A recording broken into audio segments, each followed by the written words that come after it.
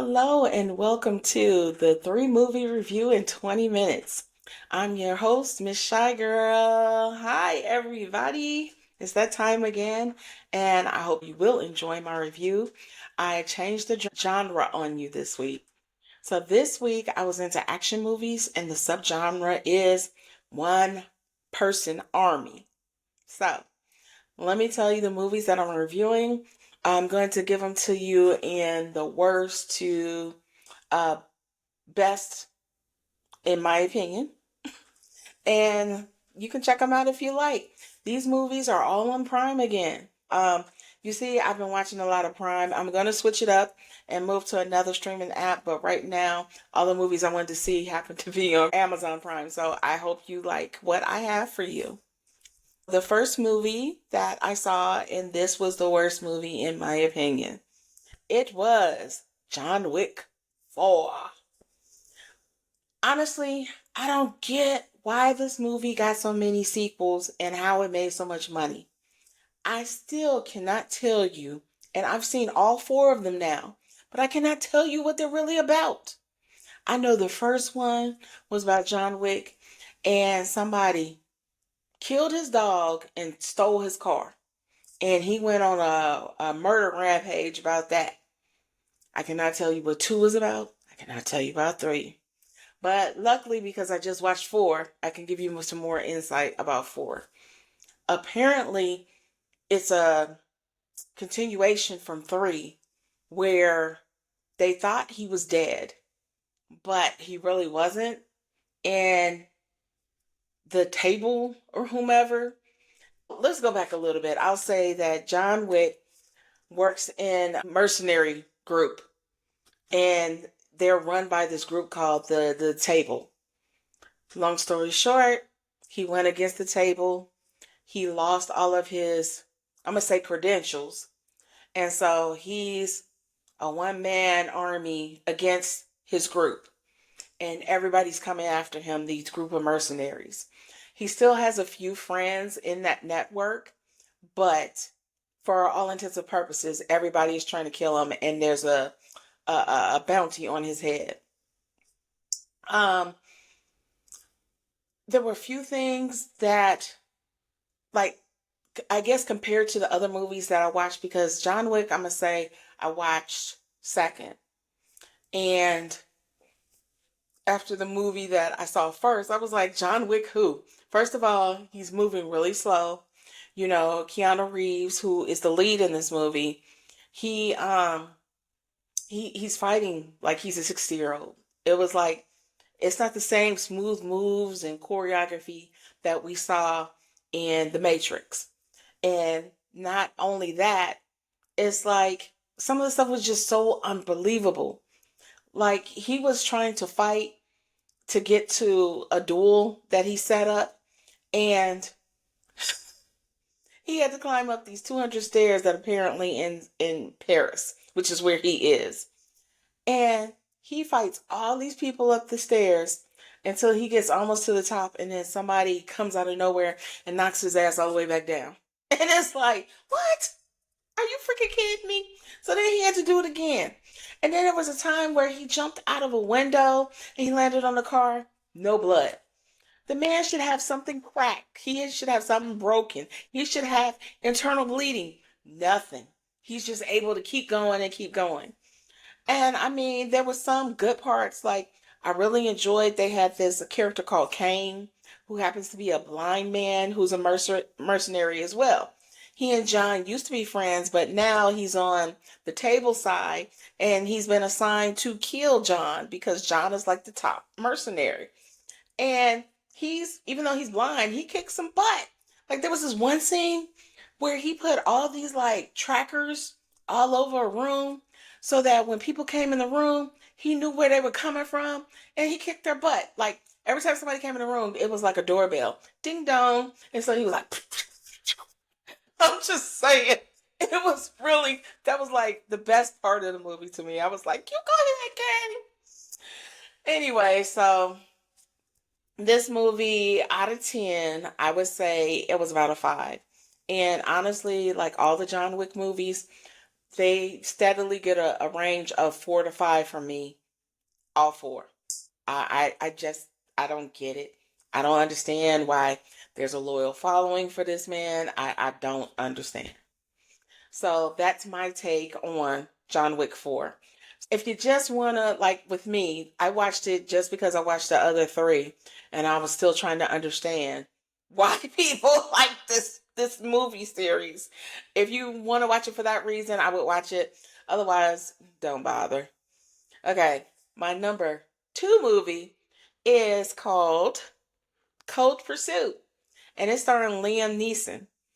This movie is funny because it's an action movie, but it's also a dark comedy.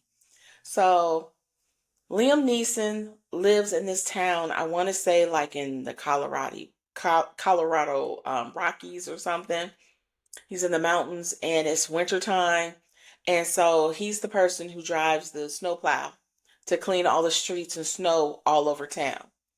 Apparently, Colorado is also heavy into drug dealing because there's like these two drug dealing conglomerates. I don't know what else you would call them who are battling.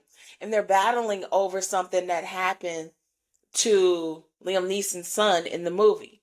So his son was a recovering drug addict and he actually got himself together, but somehow he was in the wrong place at the wrong time and he wound up getting killed.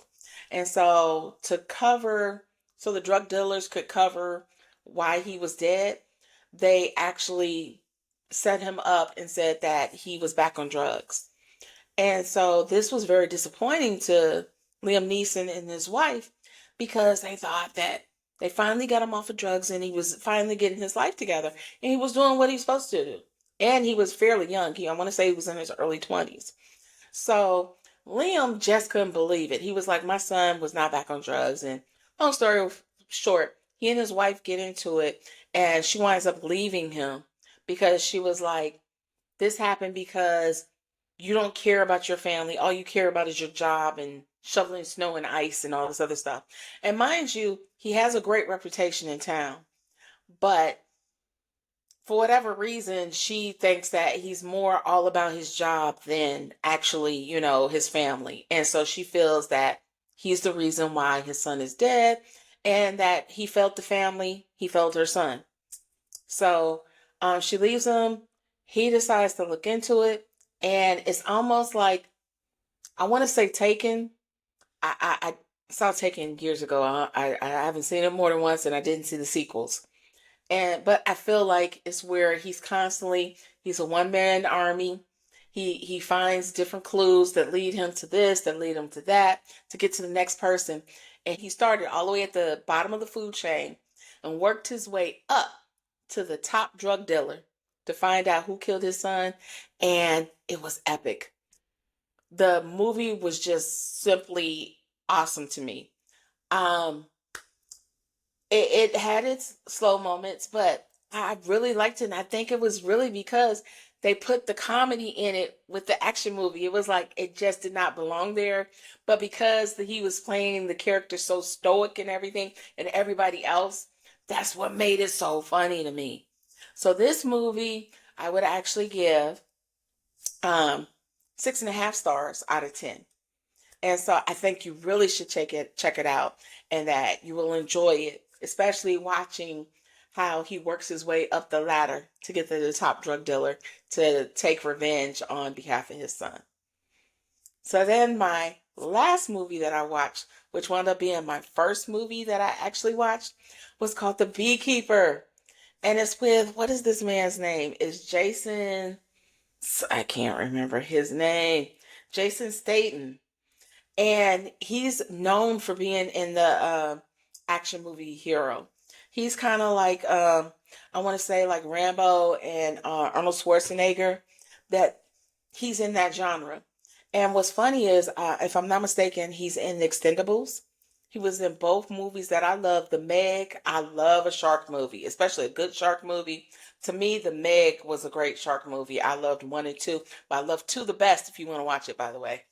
Um, but he was also in, I want to say, Agent 47, and I can't think of any other movies he was in, but I loved him. And what was surprising is that Felicia Rashad, yes, Claire Huxtable was in this movie.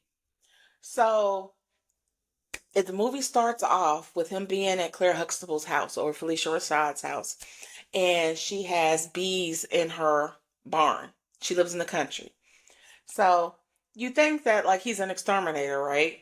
So he goes, he captures the bees for her, and he goes back to her house and is like, "Yeah, I got the bees for you, no problem. What the deal is. I get the bees. You don't have any say so of them. I keep them or whatever, and it is what it is." And she was like, "Fine," but she was like, "I can't believe you did it. Thank you." And he's like, "So like."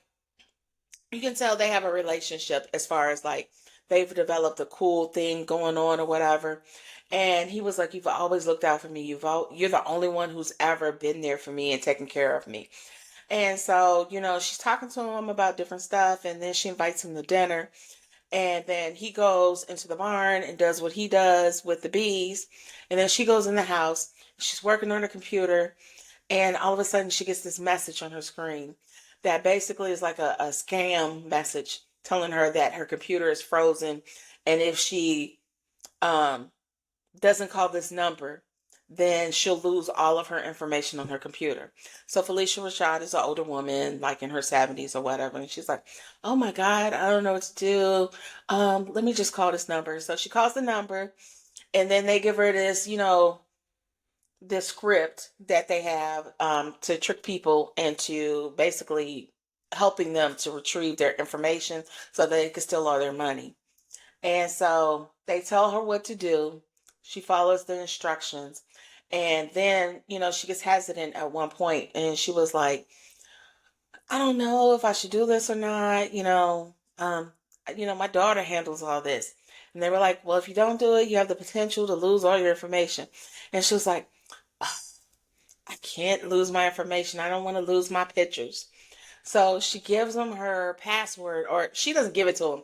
She actually enters it in the computer, and they're able to see it because, they're mirroring her screen because they've entered some kind of tracking software to see all of her information. And so she enters her information. Then you see the bad guys on the other screen, and they're like looking at all her accounts.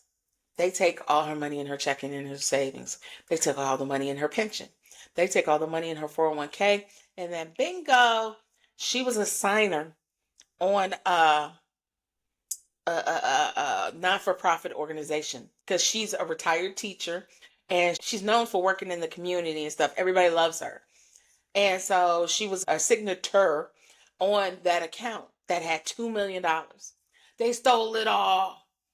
And so at the end, she's devastated. She's like, "Oh my God, I can't believe I did this. I'm useless. I'm worthless."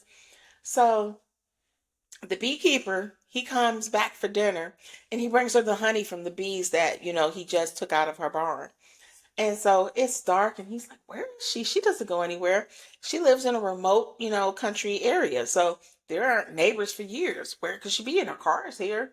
So he knocks, nobody answers, he comes in, and then at that same time, her or the police bust in. And actually, it's not the real police, it's an FBI agent, and it happens to be her daughter. And so her daughter's like, "What did you do to my mom?" So apparently she committed suicide because she felt useless and that nobody wanted her, and that she lost all this money because she was dumb. So the FBI agent is furious. She gets every person involved that she can, but they eventually clear him and say that he didn't do anything, and that his story checks out, and that he was leasing her barn from her, and that he was just one of her tenants or whatever, and helped out, was a handyman around the house. So the movie goes on. The daughter finds out what actually happened to her mother, and that, there was this group or whatever that scammed her out of her all of her money. So, the next day, he's released, Jason, that is, from, police custody because they cleared him up and everything. And then she asked to, sit down and talk to him. And so she was like, "Can you tell me what's going on? What happened? What was going on with my mom?" And he tells him as far as he knows because he doesn't know at this point what happened. And so she fills in the details and tells him about the company that scammed her out of all of her money and what caused her to commit suicide. So he says something to do with bees. You're gonna hear bee terminology all throughout the movie. And he's like, "You got to take care of the hive and this and that."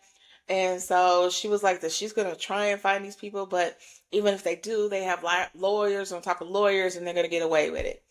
So at this time, you find out that he may be part of a secret agency too, just like in John Wick, in that he's like some kind of mercenary. So he calls his team and they're like, "I thought you were retired." And he was like, I am, but I got to protect my hive. And so, long story short, he gives them their little whatever. They come back with the information and he finds out who the people are. So he goes to, it's a call center inside of this building, and it's just him. And they have private security, and they're telling him, "You can't come in here," and this and that. And he kicks everybody's butt, but he tries not to kill anybody. So he doesn't want to hurt people unnecessarily, but he will if he has to. And so he kicks all the security's butt, and then he goes up to the call center and he's telling them, "You may want to shut everything down and do this and that and da da da da." They're laughing him off like, "Whatever, we're going to get so and so and they're going to kick you out and they're going to do this, that, and the third." And long story short, he takes out everybody in the call center. And then the ones who don't fight, they run off, and he actually warns them, "You may want to leave." And so he takes gas and pours it all over the equipment and sets fire to everything.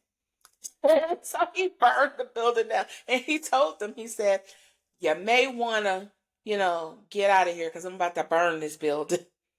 And so this was just so hilarious to me. So he did again, kind of like what happened with Cold Pursuit, where he gets information that takes him all the way to the top. And you find out that at the top of the line is actually some top notch people. But it's just funny to watch his pursuit, just like with Cold Pursuit, to work his way all the way to the top, to the top bad guy. And I love this movie. I give it a 7.5 out of a 10. And so I really recommend you check it out. If you're really looking for some, like I said, action movies that will have a little, comedy in there too, that'll tickle you, as well as give you the action and the fist fighting. And I'm telling you, he was fighting way better than Keanu Reeves was in John Wick. I literally was like, "John Wick who?"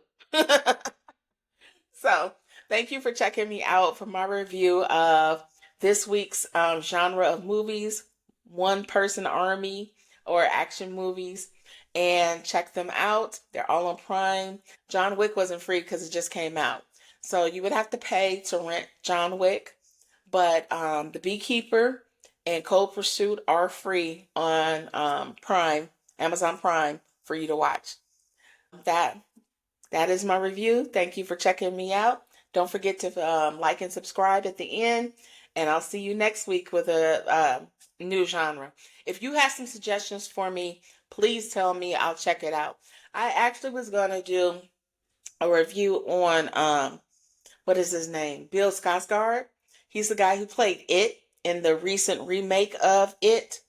And he's actually in John Wick. And he was in, I watched Nosferatu last weekend as well. And I was going to pick a third movie with him, but the movie had such low ratings that I was like, "I don't know if I'm going to like it. I don't want to waste my time." So I didn't bother. But like, if you have like a certain genre that you want me to pick, or you want me to focus on a certain actor, then let me know. Also, I heard there's another movie that may be out, and actually, you know what? That's going to be my next genre. So I'm not going to even tell you. I'm going to surprise you next week with this review. So, but if you have any suggestions, like I said, reach out to me in the comments and tell me what you would like me to review, and I'll see if I can make it happen. Thank you for joining me again, and have a great evening.